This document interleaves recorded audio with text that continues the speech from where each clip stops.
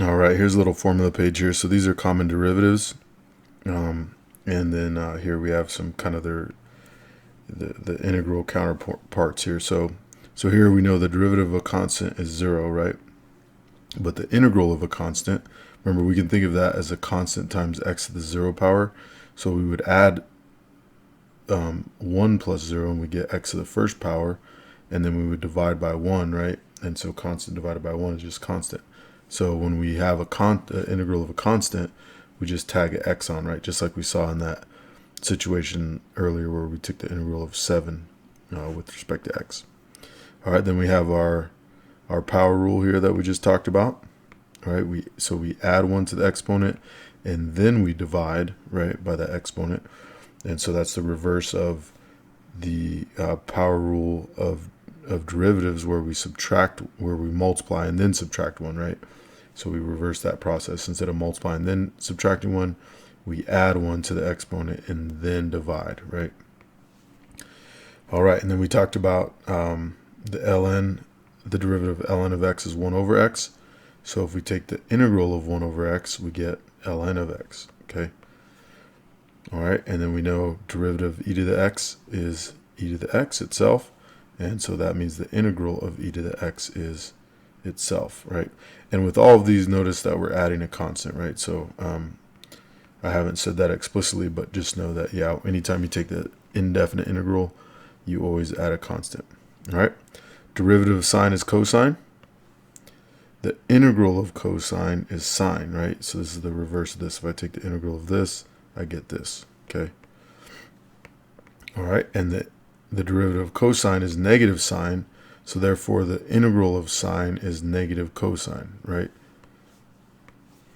And we saw that the other day with the antiderivative. The derivative of tangent is secant squared, therefore the integral of secant squared is tangent, right? The derivative of cosecant is negative cosecant cotangent, therefore the integral of cosecant cotangent is negative cosecant, right?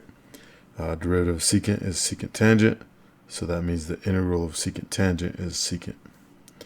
Okay, and so forth and so on, right? Same with cotangent. Derivative of cotangent is negative cosecant squared, so the derivative of cosecant squared is negative cotangent. All right, so those are our kind of common integrals, and you can see them with their derivative counterparts on the other side. Okay, so one type of question that we'll have is to verify.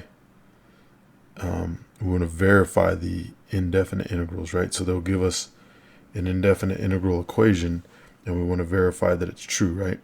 So really what we're going to do is we're going to take the derivative of the integral and see if it equals the integrand, okay? That's what we're going to be doing. And so, so if I take the derivative of this, right? So this is capital F of x, so the derivative of that should equal lowercase f of x, right, the integrand.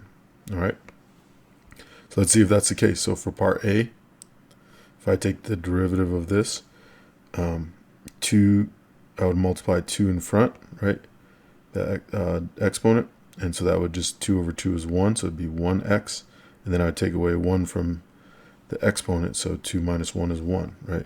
I'm going to leave that out. And then the derivative of e to the x is itself, e to the x, and the derivative of a constant is 0, right? And so, yeah, that works, right?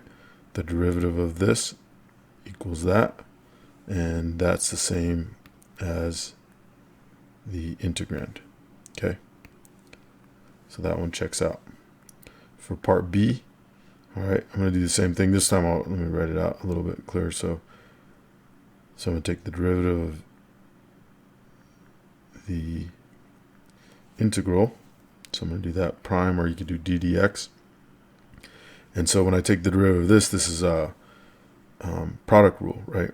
So it's going to be the derivative of the first function, which is 1 times regular e to the x, okay? Plus, then I'm going to take the derivative of e to the x, which is itself e to the x, times the original f function, which is just x, right? So I'm going to put the x in front, okay? And then when I take the derivative of this, it's just itself, so it's minus e to the x. And then the derivative of a constant is 0. All right, so now what I have is I have e to the x minus e to the x, right? And so those will end up canceling each other out, and we end up with x e to the x, right? Which is the integrand. So that one checked out too. All right. So that's how you verify an indefinite integral, is just by taking the derivative of your integral and see if it comes out to your integrand.